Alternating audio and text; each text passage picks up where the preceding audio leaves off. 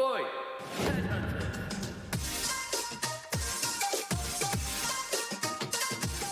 What is up, everybody? Welcome to the Headhunter Hideout. I'm super excited today. I have Joe Mullings, who is the chairman and CEO of Mullings Group company.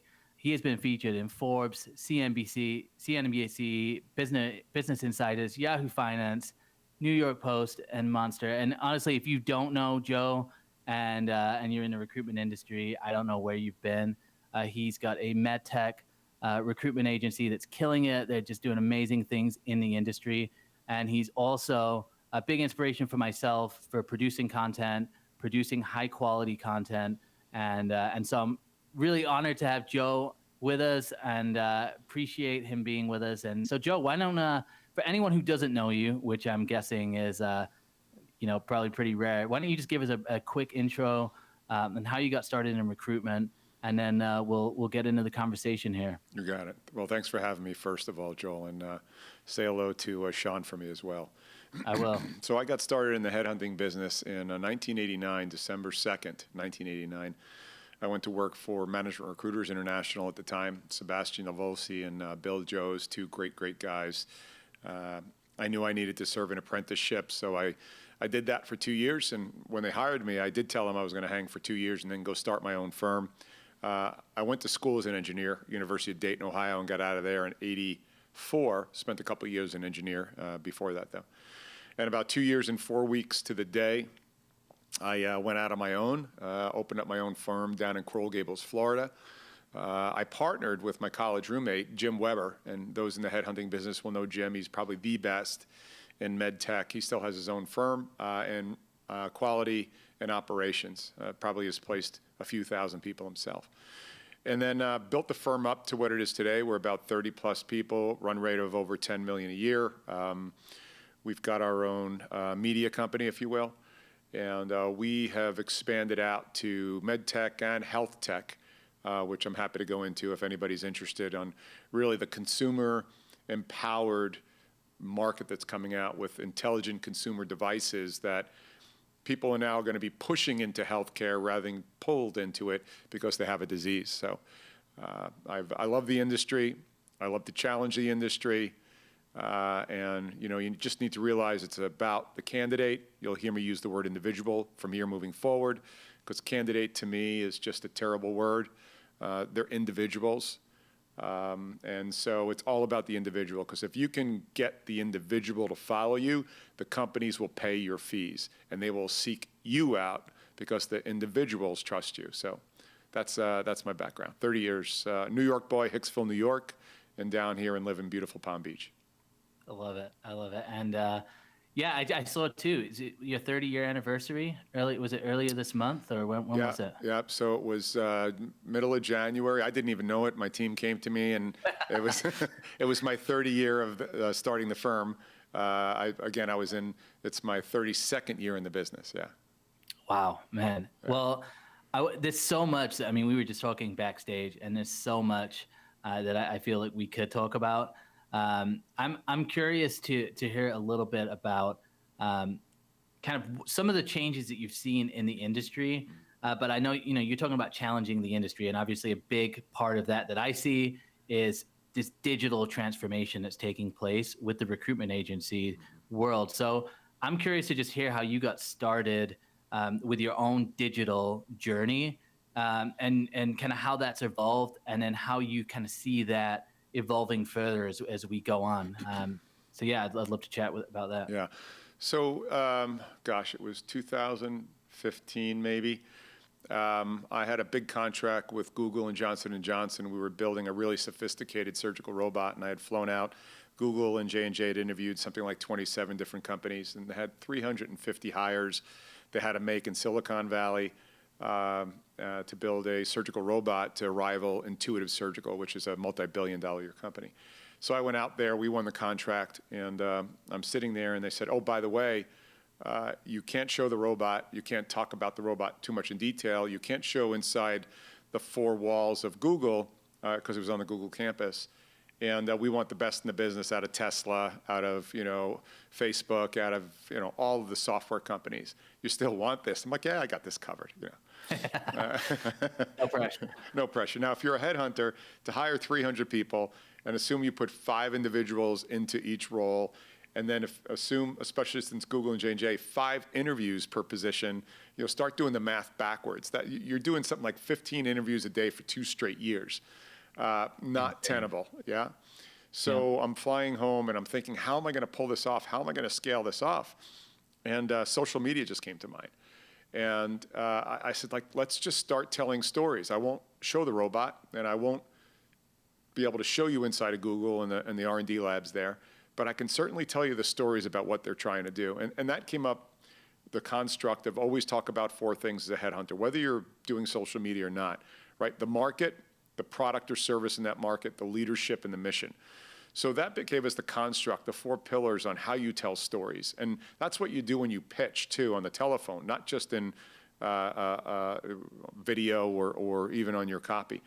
And so I went home to my home office. I set up a little Sony camera in my home office. I made what I thought was a kick-ass video, direct-to-camera, on how you want to absolutely, take this. I brought it inside to my wife, and she goes, "You look like a damn moron. You're going to embarrass yourself."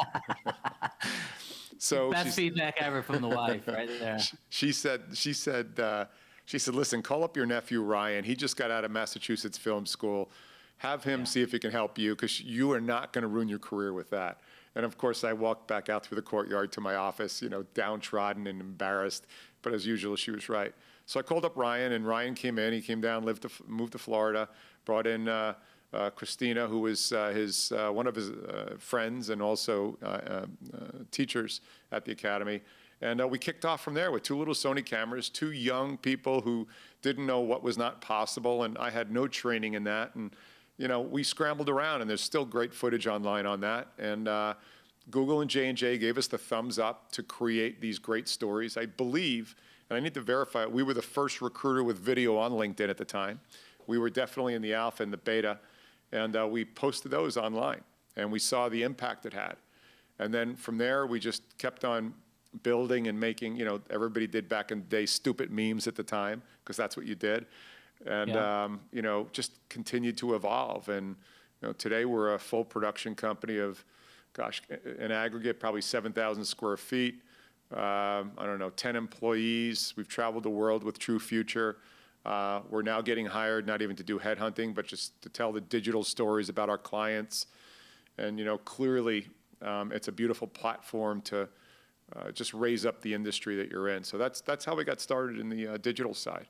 And it was only 5 years ago. We served that apprenticeship, and we made sure, you could fix it, we made sure that we learned it. It's really critical to understand that anybody can aim a camera. And so don't ever be afraid of that, like you're going to get beat out by a PR company. Headhunters in general are great storytellers if they're great headhunters, right? But they've been telling stories over the phone for most of their career. And so if I leave you with anything today, here's what your goal is. As a headhunter who's migrating over to digital, you've got 3 categories. Already, most good headhunters are subject matter experts, but they've only spread their subject matter expertise to the people they call every day. And if you really unwound a headhunter's desk, his or her desk is probably in the Pareto diagram to the same 500 people. So you're only reaching those 500 people with your subject matter expertise. The second you take that online, don't make it more complicated. All you want to do online is the same thing that you're teaching the people in your expertise on your desk, is you're now translating that to copy first. Don't go into video. Copy. Learn to write in those 1,300 characters on LinkedIn. Now what you've done is you take that subject matter expertise and you've scaled it to the 1,000 or 5,000 or 30,000 followers on LinkedIn. You've now become a leader, because now you're talking to people who never have heard from you before or weren't even aware of you. And then eventually your Valhalla is to move up to be the voice of your industry, right? Not many. There's usually 1 or 2 voices in an industry, so to speak. I always aspired to be that in health tech and medtech. And, one day I want to get there. And then, but there could be 5 or 7 subject matter leaders. Yep. But the importance is working on your copy, working on your writing. Don't overthink it, because once you get your copy down, your camera work will be so good because you'll know how to communicate in these sound bites that are so important. So subject matter expert, if you're a big biller, you're already there. Don't overthink it. Get a consultant, bring somebody online. Don't hire a social media expert that you're going to blow through money and you're going to get upset at yourself. Get somebody like these guys, and this is not an advertisement with Joel and the team. Get somebody who's been a headhunter who can then take you through that process. And then from there, you can amplify it based upon how much work you want to put in, and then you can get to be a voice. And then what happens, why is this important? It doesn't replace the phone. What it does is it moves the phone further down the activity chain. But when you pick up that phone, everybody knows you. When you pick up that phone, you have automatic gravitas.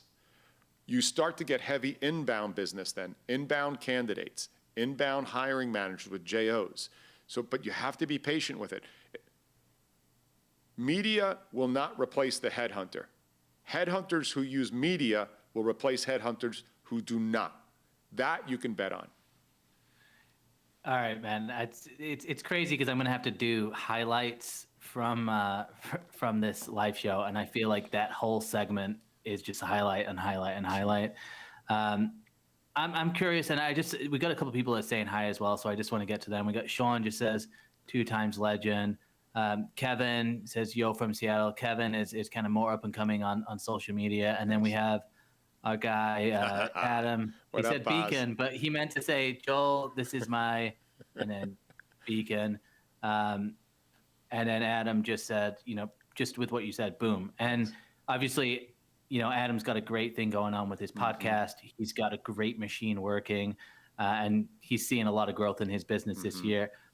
One question, I've got a couple of questions. I think the first one is, with everything that you said, and I know that you say this to a lot of the people that you consult with, what do you think that how much do you think overthinking and like overcomplicating with copy plays into the fact that it just stops people from doing it? Like, why do you think that is, and how do you work around that psychology when you're consulting people? Yeah, I've quite a few people I consult with on this, and the first thing they do is they get wrapped around the axle, forgetting what their first job is to be a communicator, not a grammatical expert. Don't proofread. Look, if you read my stuff, my grammar is atrocious, and typically I don't proofread. I will get up in the morning, I'll go work out, I'll think of something, and I generate 80% of my content 15 minutes before you see it posted. I think about it a lot, and I just rip it out, and invariably I'll proofread it after it's posted because I just want to get it out of my head. Yeah. So I share that because it's really important to understand you're a communicator. Here's a drill, everybody who's listening who's a headhunter. All you have to do, if you're looking for content, only spend your time unwinding the headlines. Get 10 headlines a week in your expertise of your industry. Read the article.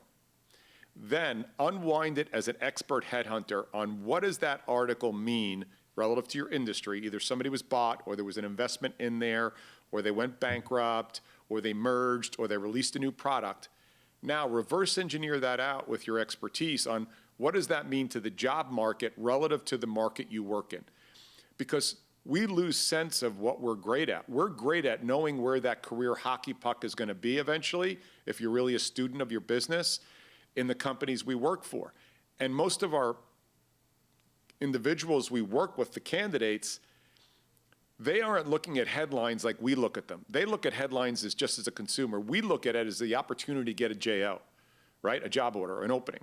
And so if you start to unwind the headlines for the people who start to follow you, that is one of the best ways to just like lose all your challenges about creating content and just throw it out there. And don't worry about it being judged, because it's gonna be. But if you pull your punches when you know what you got is subject matter expertise and you actually have an intention to give, throw that out there. Don't put advertisements up about how many placements you make. Don't tell me what you billed last month. Nobody cares about that. Don't tell me how amazing your firm is.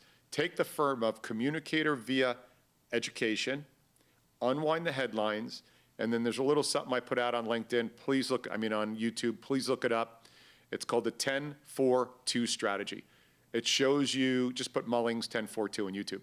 It shows you how to get in the inner circle of any hiring manager on the earth within probably 1 week.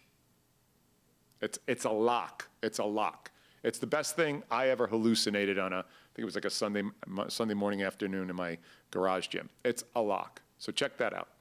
I love it. I love it. And definitely I'll post a link too in the comment section. Cool, thanks. And I just saw it for everyone out there as well. I asked Joe earlier, I said, are you on Clubhouse? He said, no, I'm 18 hours a day, which, I'm questioning a lot of people who are spending a lot of time on there as well. But we're chatting, and we had a conversation on Saturday morning on that platform.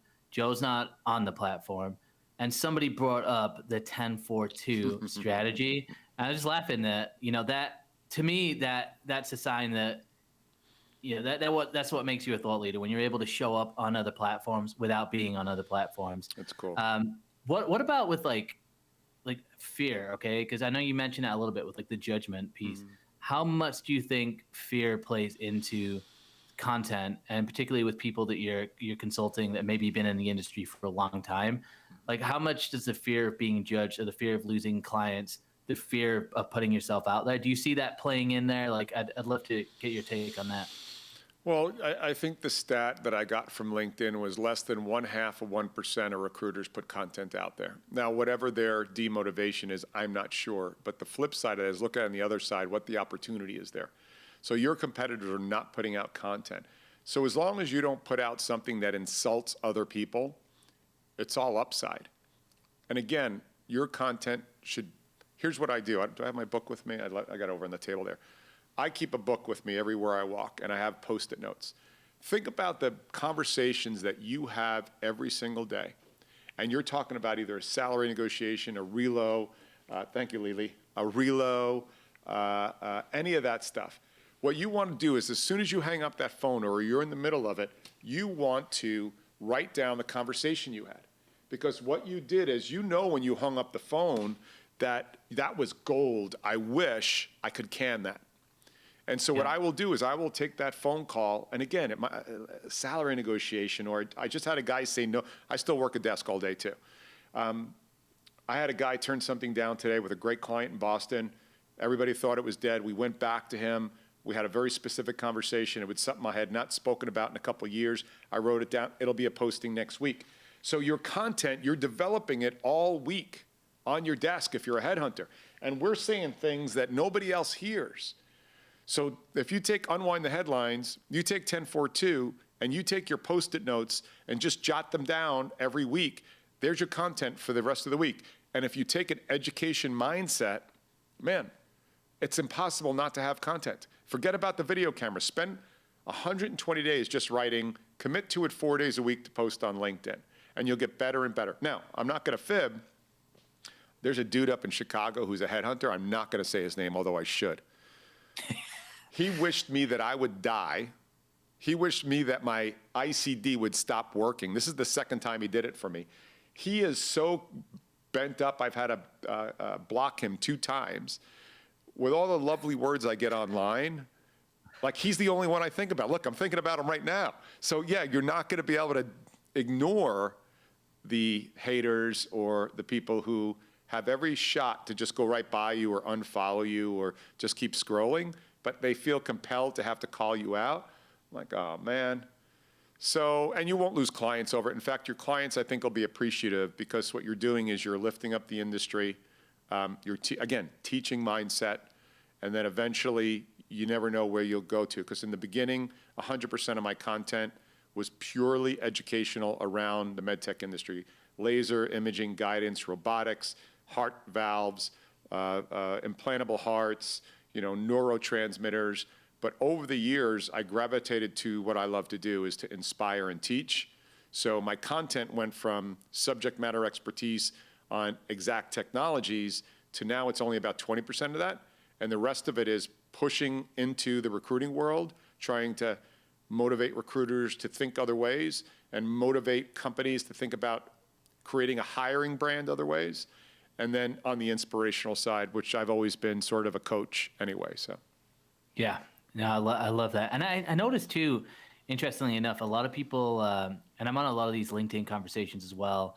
Um, a lot of people are downplaying the company page, and they're saying that the company page, nothing's going on with it. And you have a great following on your company page, and you also get great engagement. So from a company page kind of strategy, is that like, what's your strategy with the company page? I'd love to kind of hear how you're developing that, because Yeah. you're getting some. I went on there, I saw a post with like 250 likes, which I mean, for a company page, it's amazing. And it was a link away from LinkedIn as well. So I'd love to get your thoughts on that, and if you think, people should be using company pages. Yeah, I think you want to triage it though, right? So I would always go with the individual page first, because LinkedIn is really driven around the individual. After that, the company page, and the strategy we use on the company page is, I've got Matt Kaufman, Giovanni Lauricella, Holly Scott, myself, Wes. I've got a lot of people who put out great content.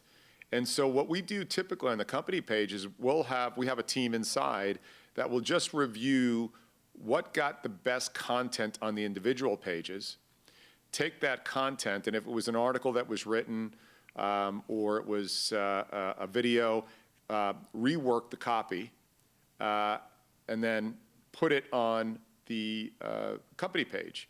So we'll do that. But now remember, we've got a pretty good menu to pull from. So we've got True Future. We've got something called TMG Pulse. Look that up. That's very interesting. It's a news aggregator. It's sort of like Huffington Post for our industry.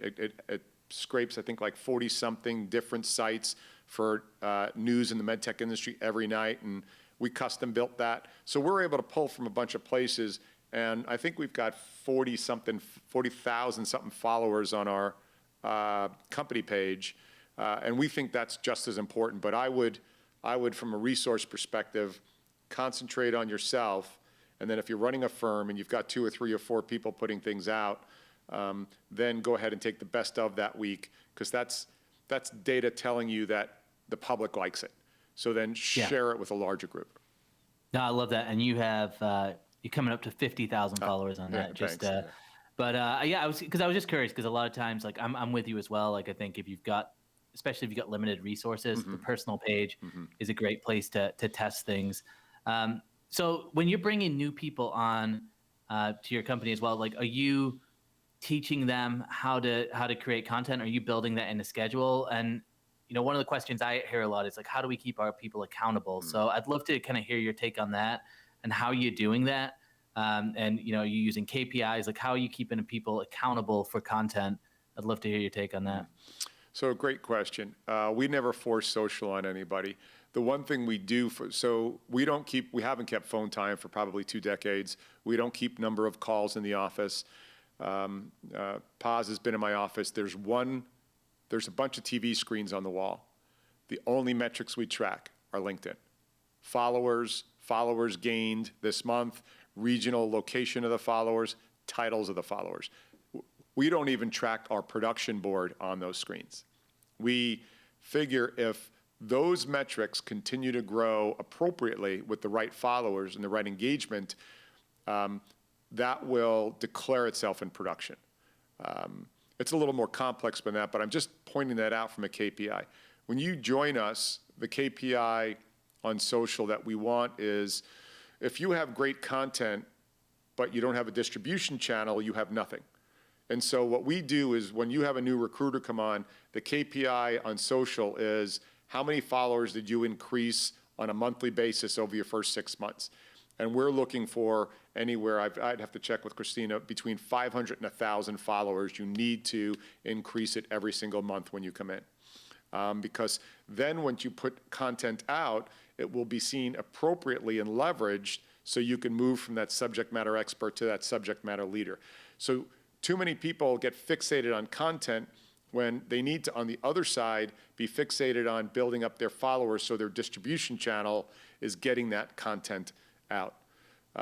In our organization, we have an approach of, if you want to develop content, we will show you how. We have our 4 pillars. We have training programs on that. But if you want to do video, we require you to write aggressively for at least 90 to 120 days. And we'll have it critiqued, and we'll explain to you why you want to grab her up front, why you want to have one line up front, leave a space, and then break it down into little chunks. Nobody wants to read anything more than 4 lines in a paragraph.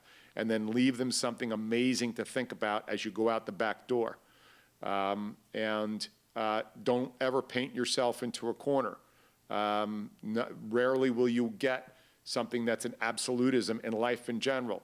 So using words like "it is going to be interesting to watch," "I wonder if," "have we ever thought about," right? I also am not a fan of asking a question for engagement. That's just a stylistic thing.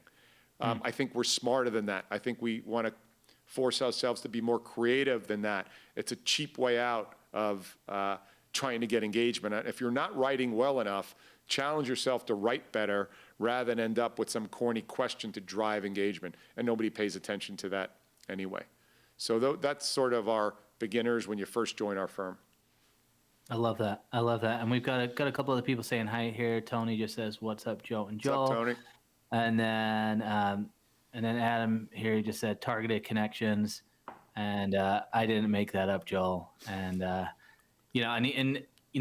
a cool thing with Adam as well. I mean, he's got a very targeted niche of people that he's got, so he doesn't necessarily have a huge follower count. But to your point, follower count matters, connections matter, but they've got to be the right connections, and it's building that audience up strategically. So I love that you pointed out that you look at like regions, and I'm guessing an industry and title, because I think a lot of people, they get too caught up in, hey, and I'll just connect with anybody, or I'll just kind of connect with random people. So I love that you brought that up. And fanatics, not followers, says, right? I'm like, there's a difference. You can have followers, you can have fanatics. Yeah. And I would take 500 fanatics over 10,000 followers all day long. I'm right there with you. And Tom just said, finally, someone said it, and they agree. Now, I will say, like, on a lot of my content, I go back with this because I like to just play around, and I mean, I like to experiment, and so I actually recently, I instead of saying agree, I said concur, and that one actually did okay. But I think, to your point, it's not just throwing that in to try and get the cheap engagement, but obviously a lot of people who are growing on LinkedIn too, they're in engagement groups, and they're just saying great post, great post, great post. If you're looking to build strategically from a business sense, you've got to have that targeted audience, and you're wanting to engage that targeted audience. It's called social media for a reason. It's meant to be social, right? I'm not saying you shouldn't ask a question. What I'm saying is have you really challenged yourself with what you're about to put out? And if a question at the end of that is totally appropriate, but it's not a go-to because you don't want to think any harder, one of the beautiful things about the LinkedIn platform is it's by far probably 3x the intelligence factor of any other social platform. So it doesn't suffer sophomoric behavior, and it shouldn't, and it never should. Now, is posting social things on there once in a while cool? Yeah, I'm okay with that. Is political stuff good? No, I don't think so. But I really think that you've got to respect the intelligence of your population on there and give them things to think about and give them things to know that you're asking really interesting questions, and that will drive dialogue in itself. But I think insulting with, just for engagement, putting, surveys on there or what think you? Well, if you ask me what think you, and I really put a thoughtful post together, I'm totally okay with that.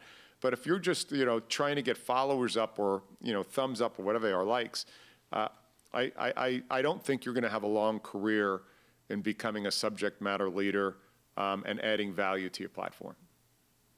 I love it. I love it. And I mean, I'm curious. Okay, so let's say if you're new to the industry and you're thinking about putting out content, obviously it can be harder to position yourself as an SME in an industry. So if you're 2 years in and you're recruiting engineers. Obviously, you're going to have some insight. And I also think it's fascinating that your background is engineering as well, because that obviously helps because you can speak the language. But let's say you don't have a specific expertise and you're still wanting to put out content. Like, how do you kind of guide that, and how do you have people position themselves? So, the profile you just gave me, that's fair, right? You probably shouldn't be spending a lot of time on LinkedIn putting out content if you have less than a year or a year and a half in search, unless, of course, you came out of that very specific industry and you know it in and out, and then you just jumped over to search in that industry. That's a different qualifier. But let's say you're 2 years in. Well, you have probably, conservatively speaking, had 20 conversations a day over 400 days in 2 years. What is that? 8,000 conversations around careers. You probably have spoke more about careers in your industry than anybody else. And then you've also seen mid-caps, startups, big strategics, and you've seen the dynamics going on. I'm also assuming that we're talking to people who take this profession heart attack serious, right? Not people passing through or for lifestyle, but like, this is what you want to do. You want to make $1 million, $2 million, $3 million a year as a headhunter, which is very doable. Well, that's why I go back to unwinding the headlines. If you can take a headline and then you can look at that headline and sit back and really, the last 2 weekends I've done brain dumps from white pieces of paper because I'm getting ready for 2 big keynotes, and I do a lot of mapping. I'm an engineer. And if you can then take that headline and start to reverse engineer it to, okay, what does that mean to the marketing people, the sales people, the engineers, the supply chain? What does it mean to the software engineers? What does it mean to cybersecurity? Who are the competitors in there? And now start to map that out. You then can take that headline and over the next week unwind it for salespeople, for marketing people, for quality people, and because you know how the companies work and how your industry works, and you know how to speak to that candidate population of quality sales, marketing, reg, whatever it is, do that. You're an expert already. And then just use words like it will, it could, it'll be interesting to watch. If the whole Robinhood thing that's going on right now, well, it'll be interesting to see what's happening in other similar sort of analog businesses or online. I can guarantee you, if you put in Robinhood and you put in Charles Schwab, there's going to be a conversation going on in there right now. And if you're in that market, you can unwind those 3 or 4 articles and start to have that converge on a thought from a headhunter's perspective in careers that you could then start to parlay into being an SME and a SML. I love it. And I saw those posts as well, and those posts, one of those did amazing as well, yeah. Which goes to show, I think it's putting out that content too that speaks to the audience you're trying to reach, which I think is a big mistake. I know Tom, he just said, you mentioned not insulting anyone. Thoughts on calling out the industry bad practices? So I'm guessing that's recruitment. It's no surprise if a recruiter posts anything about ghosting, they'll get engagement. Is there any substance to that? So what's your thought? Because that's been a big trend, the kind of attacking the ATS, ghosting. Right. That's an easy one, and there's nothing wrong with that. But how about, that's an interesting one. So if we took ghosting or the ATM, so I got hit up the other day with somebody, is AI going to kill us? I'm like, dude, first of all, if you really understand AI and algorithm and resume reading, right, you've got to train that algorithm, right? And then to train that algorithm, you need the perfect resume, or you need the perfect sets of resume. But it can't be a made-up resume, because then it's a biased data set that they're trying to pull this from. And see, this is the way your brain has to work when you start to look at, these applicant tracking systems. And then it still comes down to the human interaction. And think about who's reviewing the resumes that come out of that. There's some college intern. It's not a VP of HR reviewing those. It's like some college intern who is just getting something spit out. And, right? And so on the ghosting side, as an example, you can always get, burn her, she's a witch. That's an easy one, right? But are you really having people go, wow, I didn't think about ghosting that way? And so then I might go after, ghosting is primarily the responsible of a CEO who's got a bad hiring process in place. And so maybe CEOs should have 20% of their bonuses built upon the candidate or the individual's job satisfaction in engaging with their company, right? And so with that, maybe HR shouldn't be responsible for headhunting or recruiting, because recruiting is an invasive, aggressive business if you have it in your company. And HR, they're farmers and gatherers. But 60 years ago, somebody said, dump talent acquisition in HR because it has to do with people. And they're two totally different mindsets. Well, maybe have a conversation about that. Look at the sickness, but look back to why the sickness occurred systemically if you want to create great content. So challenge yourself to say, why does ghosting happen? Because if it goes back to the core, it's the wrong people running the talent access business. HR is undertrained, under-resourced, overworked. It's not their fault. It's the CEO who has not realized that their hiring brand could be the most important brand, more than their brand on their product out in the industry. Because it's the person who's making the product that's more important than the product, ultimately. And so when you start to unwind talent acquisition challenges in the marketplace, it usually will come back to lack of insight. CEOs have no idea. Vice presidents have no idea how to design a hiring process. Therefore, they don't give their HR group the tools in order to do it effectively, and those tools being training or hiring the right person to realize it's two different sides of the brain. It's a hunter-gatherer mentality. So yeah, I'm not a big fan of bashing things for the sake of the crowd frenzy. I'm a fan of talking about what the problem is and then intelligently unwinding, and then those are the people you want following you, is the people like, look what he or she did there. That's clever. I'm going to see what they say next week on another subject in our industry. So that would be my guidance. Well, that's your response right there. Mind Thanks, blown. Tom. But I think, obviously the vanity metrics and all of that stuff plays into content. But the question I get a lot is, how do you develop that inbound lead strategy, and how do you do that? And it's putting out that quality content that makes people think. And at the end of the day, I'm guessing most of the people that you want to reach probably aren't hyper LinkedIn users.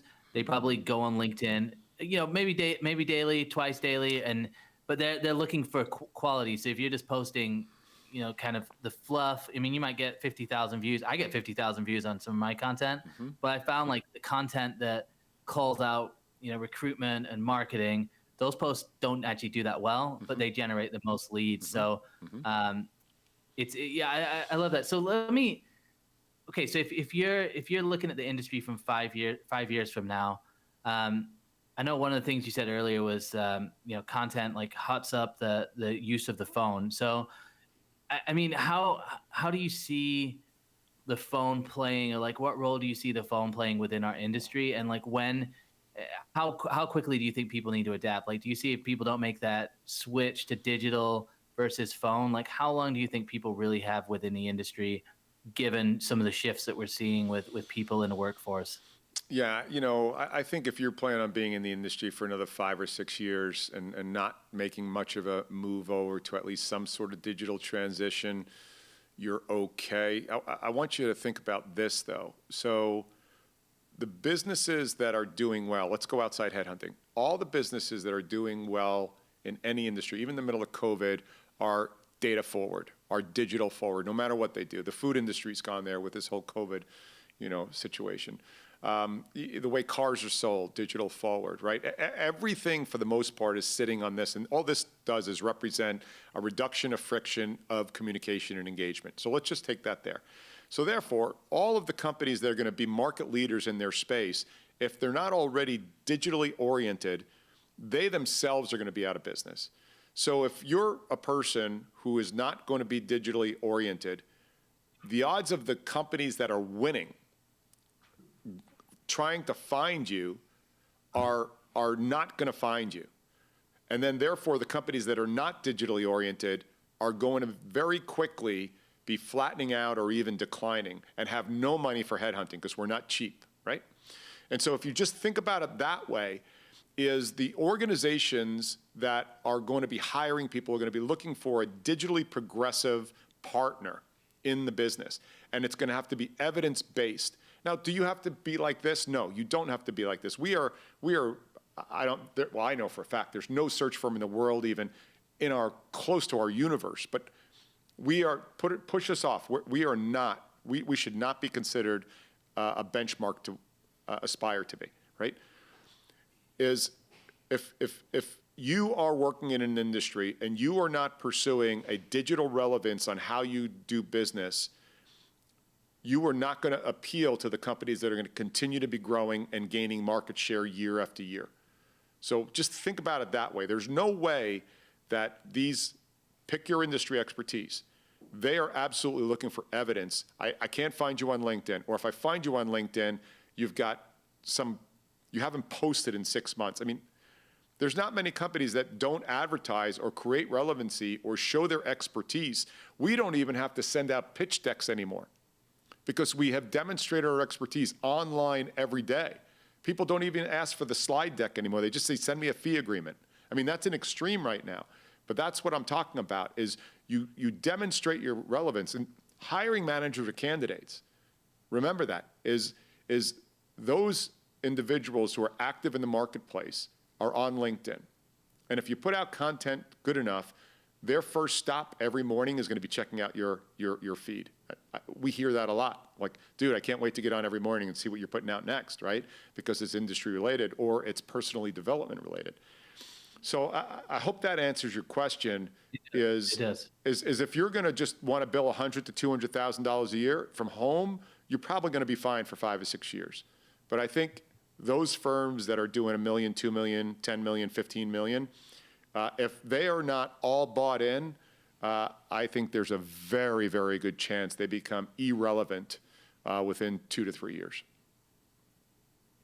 Well, I'm 100% with you there, and yeah, there's so many different directions I'd love to go. I know usually I kind of wrap the show up at about 45 minutes, and everything you've said has just been super high value. I think anybody who's listening out there, it's clear that on the headhunting side, obviously you've built an amazing business, but on the media side as well. And I mean, I can just look behind you and see the studio. But I would just tell people, like, if you're not at, obviously not everybody has that level, but it's thinking in that direction. Mm-hmm. And we were talking about this before, it's, you started in a journey at a certain point and you just went for it. Mm-hmm. And now we're seeing, years later, the fruits of that original sowing. And I think for a lot of people, they can look at somebody who's doing something really well at where they're at, and you just need to start now, because otherwise for 5 years, you're going to look again and you're going to see more people that have adopted it.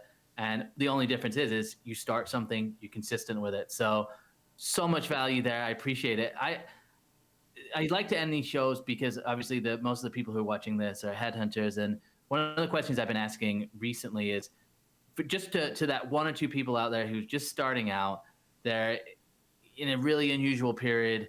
We're obviously still in the pandemic, but they're just questioning whether or not they should be in this industry. Like, what would your advice be to them? And like, if you could talk to yourself, when you started in the industry, what would you leave them with? Yeah, I mean this from the bottom of my heart. We are moving into the golden years of recruiting. Why? The workforce, the world of work, more in the last 12 months, I said 24 months, more has changed in the last 12 months than the last 12 years in talent access. Let's just, in the world of work, let's forget about headhunting. There's a split going on right now between those coming out, and we see all these businesses, all these practices, all these methodologies clearly going to be successful moving forward, and others that are still at risk. Those are going to have to be staffed. Most of them revolve around technology, the high growth organizations, whether you're making electric cars, whether you're making apps on a phone, whether you're making consumer products, intelligent consumer products, health related products, whatever they are. Over the next 2 to 3, 4 years, you're going to be able to get your legs about you. Why? Because right now, human resources still has not been reimagined. What human resources is going to be doing over the next 2 to 3 to 4 years are going to be environmental, health and safety issues in-house, OSHA, managing the onboarding of employees, think about a mixed use workforce between contractors as well as full-time employees. So I would really look at getting into the contractor business. They are going to have zero time to go through the classic way that they attracted talent, job postings, waiting for resumes to come in, onboarding. That's going to all be outsourced. It's going to be a cost of business moving forward. That means headhunters. Now, is the headhunting business going to be $10,000 engagement, 30% fee transactionally moving forward? I don't think so. I don't think all of it's going to go away. But I do think that how you think about partnering with clients, how you think about charging them, how you start to become a talent access expert. Do you want a contractor to fill that, Mrs. Hiring Manager? Do you want a full-time employee to handle that, Mrs. Hiring Manager? You've got to have a full solution in your talent access sort of organization, even if you're a one-desk office. But I think the next 24 to 36 months are going to be the most amazing time in the business. And you are going to have a digital component to it, because it's the only way you're going to be able to reach out and scale your sort of touch points with the individuals in the marketplace. So listen, mark my words. We have seen it. We had a record-breaking 2020, and I think a lot of it was, I said it years ago to Adam, to Paz, I'm like, companies that build their brand, when you go into a crisis, come out first out of that crisis. And if somebody can dig up that footage, and it's never held more true in headhunting. We blew out our numbers by 28% from the year before, which were another blowout year. And we've already done, I think we're at $1 million in the first 4 weeks, 5 weeks of this year. And we're great headhunters, don't get me wrong. My team is amazing. I also attribute a lot of that to the digital use of amplifying our great headhunters. So listen, golden years ahead, bet on it. Absolutely bet the farm on it, because what else are you going to do anyway? I love it, man. Well, I appreciate your time. I appreciate you hopping on here. I'd love to get you on again in the future. I'd actually love to try and coordinate, even to get Sean and Paz on here as well, and just talk about a lot of the branding stuff, because I think it just especially for our industry, the more the better. But I appreciate you hopping on. And anyone who's out there, if you don't follow Joe on LinkedIn, go follow him. Follow the company page. Follow the YouTube channel. Just follow him and learn. And we'll drop those links too in the comments. So I appreciate it again, Joe, and everyone else. We'll be back next Monday with another guest, and we'll announce that on Friday. I appreciate you guys all out there. And now we saw Tom. Sean was there as well. So Sean, great to see you. Ken said great info. Great to see you as well, Ken. And then Paz, Tony, Kevin, Jay, great to see all you guys. So appreciate it, Joe, and we'll talk soon. Thanks. Be well, Joe.